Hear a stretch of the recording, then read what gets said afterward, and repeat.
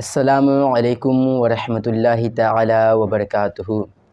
سامعین، آپ کو اس سلسلہ اہل سنت و جماعت کے عقائد میں خوش آمدید ہے۔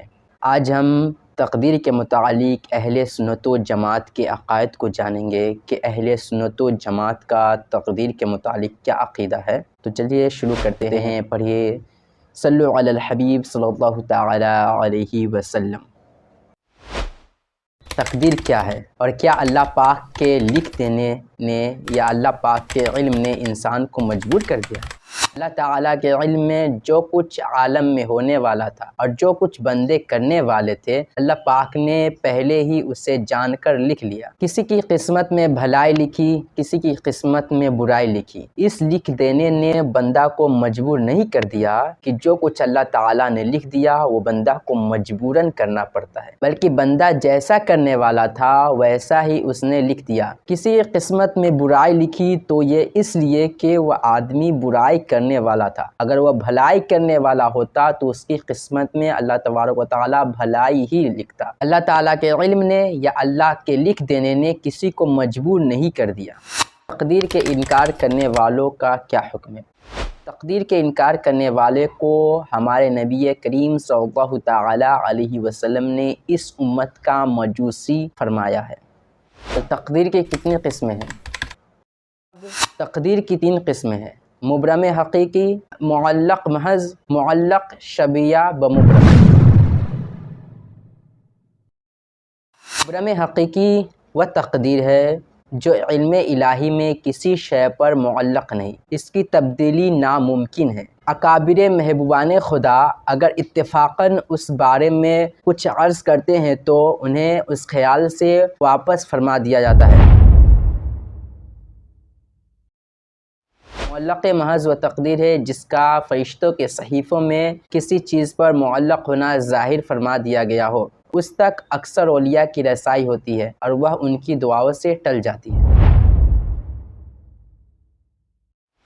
معلق شبیہ بمبرم وہ تقدیر ہے جس کا فرشتوں کے صحیفوں میں معلق ہونا مذکور نہیں اور اللہ تعالیٰ کے علم میں کسی شے پر معلق ہونا ہے۔ اسے فرشتوں کے صحیفوں کے اعتبار سے مبرم بھی کہہ سکتے ہیں۔ اس تک خواص اکابر کی رسائی ہوتی ہے۔ حضور سیدنا غوث اعظم رحمۃ اللہ علیہ اسی کو فرماتے ہیں کہ میں قضائے مبرم کو رد کر دیتا ہوں۔ تقدیر کے معاملے میں غور و فکر کرنا کیسا ہے؟